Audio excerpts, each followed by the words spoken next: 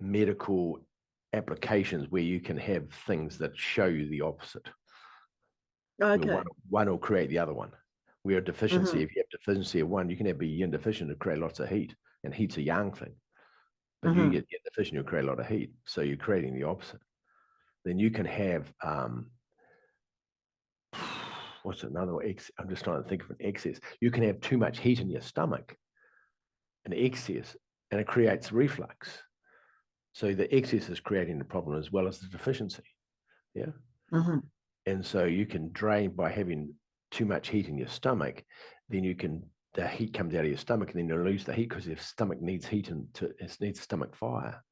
And you can lose all that heat so that the excess can create a deficiency from it. So it goes the other way as well.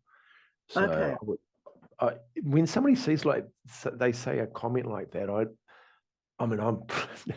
I would, if I was in the class, of course, I'm the worst person to have in the class because I'd put my hand up and say, can you explain how that works, please? I mean, I think it's fantastic. I just don't understand it. Can you explain how those two work? Can you give me an example of it? Because if you're going to say a comment like that, they must have some conscious understanding of it. Otherwise, it's just quoting a comment that they've heard from somebody else, unless they know exactly what they mean by that. And then if they say that, can it be? And I would say, well, can it be the opposite? Does the opposite sometimes work as well? Only because I inquire. I just want to know the whole picture. If somebody says something, go, that's a great comment. So how do you know that that's true? See, I'm the worst person to have in your class because I was taught to ask when I was a kid, it was, kids don't speak up. You seen but not heard. That was my culture in my family. One of the stories I had to break was you just never said anything. You never ask any questions because they just say, look, be quiet. You're talking with adults. You can't ask questions. And I'm sitting there, I've got this truckload of questions. What you're talking about, Mum and Dad, I want to know what you're talking about. And no, it's got nothing to do with it. You're too young to understand. Oh, so try me. Try me with my understanding of this. And so I learned to ask questions because I never got an answer. Then I did ask questions. I wanted to know what, when I've all still asked questions. Why are we here? What's the purpose of life itself? Still ask questions. And so I'd always ask that question. And I think it's really important if we go anywhere is to ask, if you don't understand, ask. So I say with people with me, if you understand what it's, just ask. And if I don't know the answer, I'll find out for you. Well, I'll do research to find out so I can be an answer to it because I don't know everything. I just know what I've learned in my own experiences. But that question, that comment, if I look at it through TCM, no, it's not correct. Okay. But they might have a reason why they said that, and I don't know what that is. So I'm not going to say anything until you knew what they actually meant by it. I'd actually have to know because if I say that, I said, well, yeah, but they might have been referring to a particular thing, and I don't know what they were talking to, so I don't know. And TCM know, That, but it could be something else. I yeah, don't know. yeah. Okay. It Mm-hmm. doesn't necessarily work that way because the body can react differently. There's so many different variations to it that it's very hard to have absolute language and say everybody always reacts that way. No, be very careful with that because it's always out of the 8 billion people on the planet, there could be one that doesn't. So you don't know that one could be standing in front of you. Never know. Anyway, that's a great question. But thank you for that. So my question then is inquire into it. If you're not sure when somebody says that, could you explain that? I'm fascinated by what you said. Can you explain it so I can understand it? And I do it in a way that when I'm not challenging the person, I'm just inquiring into that because I want to know more. I want to understand it. I think what you said is great. Can you explain it so I can understand it better? Mm-hmm. And do it in a really, really skillful way. And so that they don't feel it because nobody likes to feel like you're challenging them. And I'm really careful how I do that especially if I go to some seminar, if I go to another master's program, because I like going to Qigong masters and being inside the present. Because one is I don't have to teach, and two is I can just hang out and just not have to worry about anything. I don't have to worry about the class. I just worry about myself. It's fantastic. But when they say things, I'm like, oh, okay, well, I'm intrigued with that comment. And I'm very careful so that they don't think, because they know who I am, that I'm not challenging them. I just said, I think it's a great comment. Is that, can you give me a bit more detail on that? I think it's great. Not, the other way would be, well, what's that? Or can you tell me how do you get to that decision? I would never say it like that. It was just, no. I'd go, okay, well, that's intriguing. How did you get to that? what was the rationale? Because I think it's a great comment. I just love to know where it came from. And so there's a totally different way of inquiring to people so that there's no challenge involved with it. Because it might be against your whole belief structure. They might say something. Somebody said something the other day, which is against everything I believe. And I noticed myself wanting to challenge him with it. And I went there and I go, oh, and then I realized what happened. I said, oh, by the way, this is just my belief and you have your belief. We just have different belief structure. I don't necessarily believe what you're saying, but I don't expect you to believe mine because it's just my belief. And that's okay. I'm done. Is there any other question? No, I'm fine. I just realized we have a different point of view, which is fine. Because there was no point because it was just totally different. And I'm not saying mine was right. I'm just saying we had a very different point of view. And then probably in my head, I probably thought I was right because I had a story around it being right. And then I had to address my own story around, well, is it right? Or is there part of what he said actually true? And it's just, I've got to let go of my story and have more openness and not have a stake in the ground that I want to defend and pull a stake up and throw it away and go, well, possibility of anything else. But I caught myself doing it. I caught myself me being right and him being wrong. And I go, oh, careful, because I teach people not to do that. And here I am doing it myself. I'll go humanness. Anyway. And often if you do challenge them, you're just cementing their belief further anyway. Absolutely. So and then you challenge them. Now they've got a story about people don't believe what I say, and now I'm challenging them. So I'm just playing into a story. No. And I pulled myself out. I realized what I was doing, and I pulled out of it and said, oh no, that's not right. But it isn't really how I reacted to it initially. Anyway. You're only human, Peter. Well, yeah, exactly right. And I think that's what makes it fantastic, because we are human and we aren't perfect and we have flaws. And if we can accept that we do that and we make mistakes, then the life's a lot easier. It's just we're not perfect, and it's fine with that. I show up, do the best I can. And at the time that might be the best, and other times my best is not that good. And I'm okay with that. Yeah, well, sometimes I'm tired, sometimes I'm not feeling good, and I just show up poorly. And I've got to be okay with that, because I can always apologize. I can always apologize for my comment and say, I'm sorry, I was just grumpy bum. I'm a grumpy bum. That comment was just coming from my just frustration. I'm sorry. Because you just got to be able to own our humanness, and it's great. Life's easier. Hey, thanks you for your questions, by the way. I appreciate that. Great. Thank you for opening the door for people anyway. Anybody else like to have a conversation? Thank you for your answers. Oh, you're welcome. It's nice having a chat with you, Kerry. Have a great day, eh? Enjoy your experience with your sister. I think it's great. I fixed my story I had with my sister. I had some stuff with her that I broke because my mum had given me stories about my sister, and I realized it wasn't actually true, and I broke it. And now I have a relationship with my sister. I love my sister dearly. But I had a story about what she was really like, and it was just because my mum had an issue with her, and she put the issue onto me, and I believed my mum was right. And then I broke it, and now I have a totally different relationship with her. Yeah, very cool. Anyway, I saw somebody's hand up. Walter, did you have your hand up? Why would it not still have an effect? That's a huge trauma to carry. Yeah, but what you said about understanding what was going on the other side is a key to this. And even knowing that his father did it to him, knowing that that's where it all stemmed back from that. And he just carried on the pain, carried on the feeling, brought it forward without knowing how to, didn't have the tools to know how to break that story. And he just carried it forward. You're the one that's broken it. You're the one that's broken it, and don't carry it forward for your kids. Walter, you look at the pain that guy had, the suffering. And you can see what he did to you and your own experience of that, and how it affected you. But what was going on inside his head? How content and happy was he in his own heart? How content was he happy in his own life that he was that frustrated that he needs to hurt an innocent child like you? What's going on for him? How much pain is he carrying, and how much anger and frustration and vengeance and all those juicy words that he's carrying inside his heart? What a traumaed life he's walked. My God, that's so. I feel sorry for him. There's so much pain, but you can look at that, and you can sit there, and I'd encourage you to sometime, not because he's not here anymore, but I'd sit there and meditate, and then go into a room with him and look at him, and just look and say to yourself, so what was happening to you, Dad, and just look at him. And you'll see all the pain and all the stories and all the thing. And you can ask him, you can do a regression and ask him, why did you do that? But you already know why he did it to you. Because he was trying to take your frustration out on you because he didn't know what to do with it. He had no way of venting his own frustration. So he takes it out on you because you're the only one, because you have to take it. You're my son. I can pass it to you. You can't complain. I can't give it to my friends because they'll never talk to me again if I did that to them. Pretty much. No, his friends were like, if I treat any other like, human being like that, they're not talking to me Yeah. forever again. But you're my son. You have to.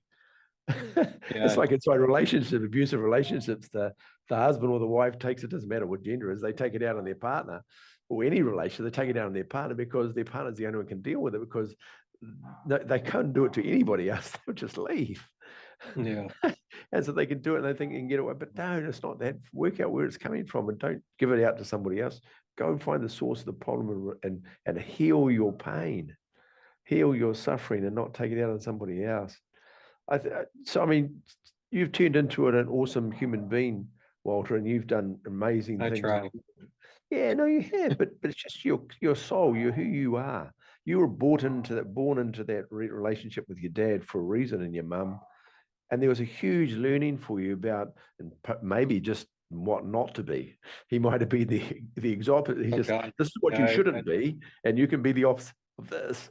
Who knows? There's a reason, but you'll know what it is. And you've got to be, and doing the opposite, you've got to be careful that you don't give them too much of the love, and then you end up with then you end up with kids that expect everything, and then you actually haven't helped them either. You get self-indulgent children. You've got to be so careful not to go too much the other way. Yeah, I don't have that particular problem. I'm not that far gone. Yeah, but you understand what I'm saying. When we break the chain, but you've got to be able to sit in the middle path between the yin and the yang. Otherwise, we swing right out the other side. I didn't get any love. I love my kids so much that I'm a smothering mother.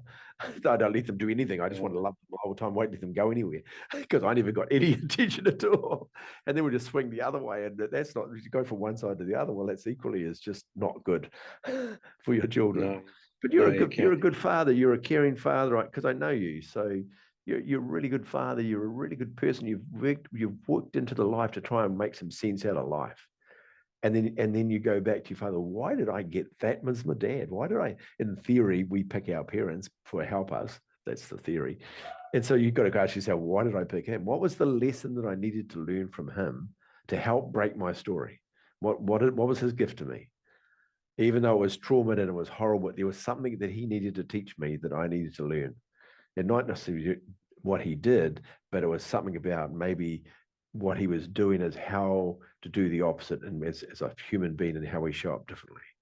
There'll be a myriad of different things, but he's a beautiful teacher of the pain and suffering of human beings. He showed you a piece of life that you have that story, and you have a story of him with his own dad, and you have that, and you know human beings can be really cruel, and you go, oh, they can.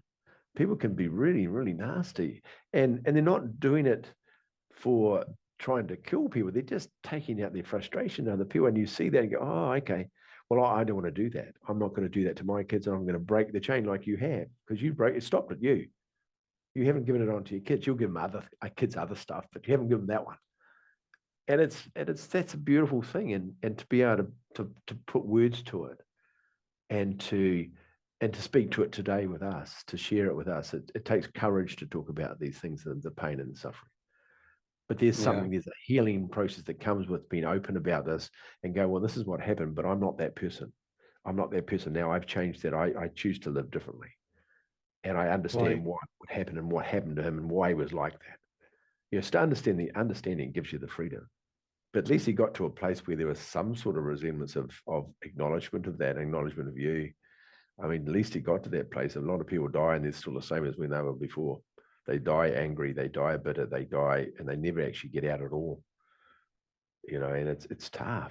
It's tough. If your parents die, and I had somebody got up at a funeral, and they were talking about their dad, and everybody was going, he was a good guy, and he did this, and the guy goes and says, no, he wasn't. You guys all know what he was like. He was a prick. And you people talking about how nice he was. Yeah, he used to give you shit. I said, because he's dead, you think you got to speak nicely. Well, why don't you just speak the truth? He was a prick. He was a horrible man who was jealous and he was angry, and he didn't do many nice things in the world. And he's chose to die, but man, he could have chose to have a better life than he did. And his example grows me not to be like that.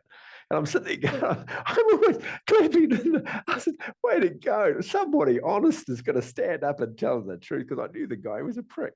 I went there because of the guy, not because of his father. And good on you. Good on you for not buying into the hype and trying to make out he was a good guy when he was horrible. And I thought there was and good on you for standing up and being honest about that. In the world, there's some some really beautiful, lovely people. There's some people in the world that are not nice. They're just not. And you can't pretend a pig's a cow when it's a pig. It's like, it just is what it is. And I'm not saying it's right or wrong, and I'm not saying there's any judgment. On a pig, yeah. Well, there's some good people in the world, and there's some not so good people in the world, and it's not hard to look out there and see them. It's quite simple. It's not a difficult thing to see, but no judgment. Just understand that they exist. People in the world like that exist. In traditional Chinese, so there's different theories about how that happens. So if we stay inside traditional Chinese medicine, we'll stay inside the 5-element theory of the ethereal soul. And so when you're born, your Shen, your spirit, which comes from the great consciousness, comes down to your consciousness inside your body, and you call that your soul as such. That soul's imprinted with your karmic story. Now, there's two parts to this. So you have the karmic story that comes with your soul, that comes into your body, your physical body, which just has life form, and the soul that lives in your body and the soul has the experience through the body into life, and your body basically walks your soul around to have the experience. There's that piece, but the body itself has a genetic part that comes from your parents. So not only do you have the soul's karmic story, you have the soul's karmic story that comes in with the energy of the soul in the energy principle, but your energetic body has the DNA of your parents. It going back, the karma comes from the great consciousness.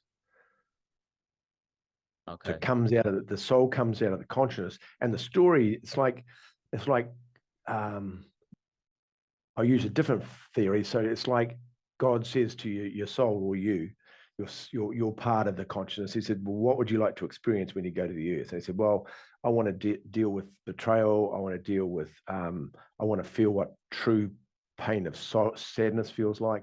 I want to know what rage feels like. I want to have these experiences when I go down the tunnel. I want to have those. And said, okay, so then in theory, the consciousness creates a life for you so you can have those experiences. That's for your the soul's contract you're making with the idea of there is this great consciousness that where we come from, yeah. But what I was speaking to the other part is that your cellular body, because it's made from your mum and your dad, and the memory of your mum and dad and their DNA is imprinted in your body. So you have their memory inside your cells. Now we have the soul as one part. Now we've got the DNA of your parents inside you as well, and their memories, but only up to they were conceived.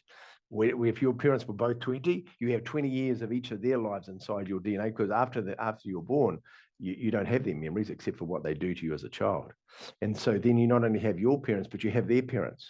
So we got two pieces. There's two pieces. The one that comes through from the physical body, from your parents, from parents to you, into physical body with cellular memory. And then we have the soul's contract it makes with the idea of the karmic story it brings in to deal with, to have that experience. And then you mix them both together to have this experience of life, so that the soul's having an experience in this physical realm of this realm. Remember, because there are other realms we talk about, the other realms that your conscious lives in, which is someone inside your dream state, has a different experience, different contract in a different place. They're not always the same story. You don't have the same contract in my dream state when I go into that place. I know when I'm in a different dream state, because I'm not in the same dream state. I'm in different ones. And I know I'm still the same consciousness, but I have a different life in there as such. And so I have a different thing that I'm having to deal with in each of those, which is very different to this one. They're like different experiences, different contracts, different experiences. But this is the one I have a physical form. See, in the dream state, you don't have physical form. You're energetic, your consciousness. That's why you can't see your body when you're dreaming, because you don't have one. You're just consciousness. But here you have a physical form. You can see it, you can touch it, so you can do that, which makes this realm extraordinary experience. to be in here to have that. Now, this is the theory of Chinese medicine. It's a theory of the monastery school. It's a theory of 5 elements as well. It's that's what it looks like.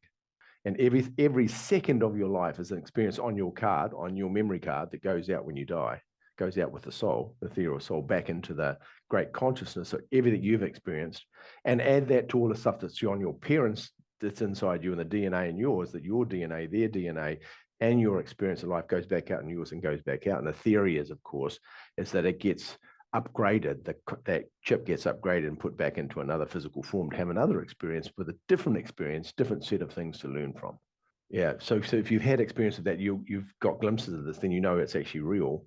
And I can say, well, I've had experience of this, so that's made me, but there's other parts that are still blurry. Well, I'm not 100% sure whether that really is that what happens, but this all happened. I've experienced this, but this one, I've got this little bit of philosophy in there. I'm not sure about that one yet. Until I have the experience of that, it's just a belief. I have a belief around that. It's not something I think is true. It's just a belief, because I'm trying to fill up the little gap here about how this manifests and comes back and does it again. And it's just my theory on it. I can only talk about the things I've actually felt and the things I've experienced in this world as a human being, inside the soul, inside this experience. So that's what I can talk to, but I can talk about theory all day, because there's shitloads of theory of what happens with this. Yeah. And I think that's important. It's an important that to talk about. It's just my opinion. It's my point of view, my opinion, but it doesn't mean it's true.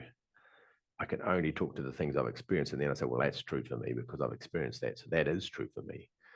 But it's still only true for me, because if other people haven't had that experience, then it's still only my truth. And that doesn't mean they have to believe me. I just have to believe myself that I've had the experience, and I can't talk anybody into believing something if they've never had the experience themselves. Otherwise, they're taking on my experience, and then they're saying, oh, that's what happens. Well, you don't know what's happened. You never had it happen to you.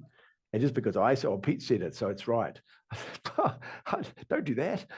No, it's right for me because mine, until you have your own experience. And I know, Sam, you've had your own experience, and then it's really real because you know. See, I know you can't die because I've had that experience. But if you haven't had that experience and you don't Peter know, can die. Well, your consciousness doesn't die. It's impossible because it's energy. Yeah, but that's not Peter. Physical form dies, but you can't. Yeah. Your conscious can't die because it's not physical. It's an energetic. The energy can't die. But when I go, it goes wherever it goes back to, and then whether it comes back into another world and has another experience, well, I don't know. So I can only give you my experience of this, right? So, and that's a great question. Does it dissolve back into does the one drop of water go back into the ocean? It's just swallowed up with the ocean again. Mm-hmm. And then you get another cup full of water out of the ocean, and you start again with a clean cup and with whatever comes with the cup. Yeah, which is what you're saying. Yeah, good. So go back to the consciousness or the idea of a program. Go back, I'll use this one easier because this is the one I've experienced. Go back to our whole experiences like a memory stick of our whole life. And it goes back into the hard drive. It goes back to the mainframe, the internet as such, put it back in the internet as such. But that memories of that whole life is a living thing inside the construct of the whole thing. It exists in there because of its experience in itself. And it's part of the consciousness and doesn't get swallowed back up into the consciousness. It lives as part of the consciousness. Now, that particular program that's created that, and the program that's running that memory can be taken out of that again and reinserted back in again, can be upgraded and put back in again into another body. So it doesn't, and there's the story about that God's having an experience about life through us and learning about life through our experience. I would imagine that God already knows what life is all about because God created it. So it's really not a problem. And that theory, I can understand why people would think like that, but my experience is not that. My experience is that it's part of the consciousness, but it is perfectly part of the consciousness, but there is a piece of it that's you. Yeah, you are part of the consciousness, so it can go into it and come back out of it, and it can be added to, and it can be changed, it can be more, but there's a piece of the fundamental program of who you are still exists. So when that comes back out, that's why people have past life experiences of themselves being here before and having ideas of it, but it's still the same person. could be in a different form, but the programming is still the same. It's still the base program that was in you to start off with goes out, but the base program comes back with all the alterations to it and all the upgrades with it, but it's still a base program coming out from this mainframe. And quite often you'll have prolific dreams where you'll dream inside the dream state, and it actually happens in this one.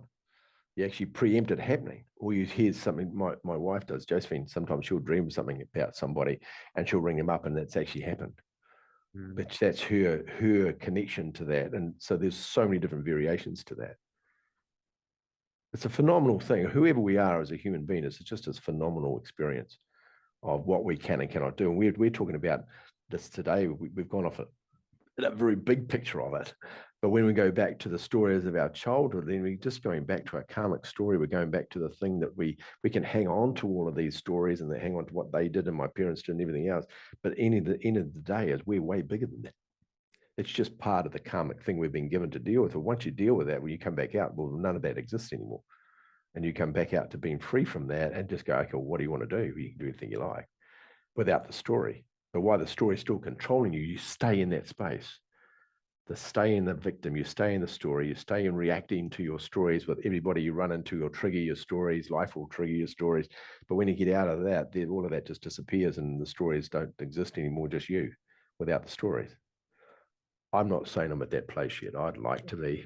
I do understand that exists because I've experienced what it feels like to be in that space, and I know you have too, where all of that just dissolves. There isn't, that doesn't leave anymore. You're free from all of it. And then all of a sudden, bang, I'm back in the matrix having an opinion about what the person just said. I go, oh, look at that. Back into that rubbish again. I'm going to do it again, aren't I? And then I've got to sit and I go and meditate, go with nature and do Qigong and pull myself back out of that place of judgment and then go back into a place of where I'm energetically in a bigger space without having that story running in the background about me judging that person. Because as soon as I judge, I'm just back into my mind. I'm back into the DNA. I'm back into the story of my karmic story again. And so I think it's not easy. It's easy to get pulled back into it. Someone can just wait one comment that just triggers a memory from your mother. You're gone. Oh, tough anyway. And that's the thing. In the monastery school, you just bring back whatever you didn't deal with, you just bring back and you have to start again. You get upgraded because you're coming back in a different time zone, in a different place, in a different city, but you have to come back with a little bit of upgrade to deal with where you are there because it's different now. But you're still bringing back the same karmic story if you haven't dealt with it. And you're back. And the idea is you just keep coming back until you just get to the stage where you can let it all go. But then mine is that you also can come in with new stories that you didn't have the first time, a different experience to have that you didn't have with your first coming. You can come back, oh, well, can I pick this one too? Are you sure you want that one? Yeah, okay. So God's send you down here to do another one. I use the term God loosely, by the way. I just consciousness. We have the ability to pretty much, if everybody threw their nuclear missiles at each other at once, we'd fail to be here and alive on this planet anymore. Something with 3 horns and 5 noses, I don't know. And start with, and then have a problem with your mother. I don't know. I don't know how this works. I mean, it could happen like that. I just don't know. So this, so I don't know. But we're in a very unique place. I was talking to you. We're in a very unique space in the world at the moment where there's a place that it could self-destruct itself at the moment, the way it's going. It could just throw the whole world into civil war because of fighting for people's freedom. And it's just getting closer and closer. And I said, well, it could happen in my lifetime, which is a phenomenal thing to live through because it could just get really messy. Not that it isn't already messy, it could get messier. And so we live in a very unique time of experience. We're having a very unique experience at the moment. And part of that is to keep going back. The Qigong keeps bringing you back to your strength and power. And I think we've got to be really powerful at the moment because if you're run down and tired, this thing will overrun you. The matrix, the story of the matrix will just to make you depressed. You've got to be bigger than that so you can hold a bigger space so that it doesn't get you, so you can stand up in your power and realize that it's all just stories. It's all people's stories playing out with each other and know that you don't have to be part of it if you don't want to. You can pull yourself out of it. So all the people, the old friends and their old, Sam's been to lots of my classes and my courses. And so it's nice catching up with people that I know from back. But has anybody else got a question for me about any of the conversation we've been having? And if you're not too sure about something, as I say, I can give you my ideas of what I've learned that's actually real for me. And then if you ask me a philosophical question, I'll give you my philosophical answer, but I'm not saying it's true. I can just say it's true for me. But if it's a factual thing about relationships and how to break it, I've done a lot of work with people to help people break the stories so they can be free from the stories, because the stories can control you and they can stop you being free and stop you having the life I think we can possibly have here as a human. And our stories of how we think we should be, how we should show up, and how other people would show up can be quite restricting. We put a stake in the ground. This is the way it is. This is the way I am. So everybody else should be like me. And who said you're right? And I always like to challenge that, where you got our stories from. And it's difficult because sometimes these stories give us safety. They give us security. And then I'd say, well, why do you need safety and security for? What's the point? You're not really safe anyway. It's a notional, it's fictional concept. Safe from what? Oh, does safe really exist? Anyway, any more questions? Are we done for the day? It's okay. If we're done, we're done. It's great. It's great you turn up. Hopefully some of the things we've talked about, I mean, not everybody wants to talk, and I understand that. But hopefully some of the subjects we've talked about today have been useful and for people, and then maybe help you in your own life somehow. See, if you're not sure, please ask me questions, send me messages, and I'll get back to you as I always do. And whatever I can do to help to have a better life, have more clarity, and be more free from our traumas, more free from our stories, so we can live a life in the present moment doing what we love. So, hey, I'm going to say one thing about that, Kerry, though, but when it's like a light switch. When you turn it off, it's off. You don't have to keep turning it off. It's like when you turn it on, you can just turn it off. It's a lot easier than you do. You just don't know where the light switch is. And remember, and also for the stories, if you want to break those stories, and I'll just go back to that. If you want to break the stories, have a look at the YouTube video when I put this up, when the boys process it, they put it up. Have a look at the little exercise of how you write out the words for 30 minutes. It's extraordinary. And not only when you break the story you're going to, it'll bring up other stories while you're doing it. So then you get more work to do the next one. I think it's only 3. I think you have to do it 3 times, because once you start writing, it just brings it all up. And you just keep writing and write whatever comes up, you just write it down. No matter where it goes, you just write it down. And it'll just go off. The one that you've got, I could be, I can't turn my mind off. And then you start writing, I can't turn my mind off. It goes, when I go to bed, it never stops, does this, and you just keep writing. And keep writing. And then you go, why do you think the story's on? Well, why is my mind so busy? Oh, because I want to know everything. Why do you want to know everything? And you'll just start writing this out by yourself. And it keeps dialoguing inside you, and it just unravels it all. And you can start talking about everything and just go, oh, and then the dinosaurs, wow, they're green dinosaurs. Oh, there's a big tree. And there's this, and then it's, oh, the dinosaur doesn't like the other dinosaur. What is it like? Well, I don't know. And your mind will just disappear into the space, and then you'll start seeing where it's going. You'll start seeing it unwind itself. It unravels a story.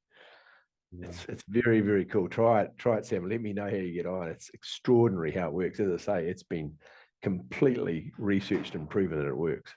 Bizarre. That's why I do it. Get rid of all of them. That 3 days gone. Totally different story. It just disappears, and you don't even know what the story is. I've got to write it down and remember it, so I can write a story about. I can write about the story about how to let it go. But otherwise, after 3 days, you can't even remember what the story is. I've got to think, what was this? What did I talk about? Because it's gone. You just completely unravel it. It's very, very cool. And it's that simple. See, it doesn't have to be difficult. It can be that simple. But we just have a lot of stories. I wish there was only one. It'd be good if there was one. If there was one, I'll be done a long time ago. Yeah, there's lots. If you have any questions about what I've said and you're not sure, please message me and I'll get back to you. I'm intrigued with the subject, and I like to help people get free from the stories. I think it's really useful. So just let me know and ask me a question. You're so welcome to.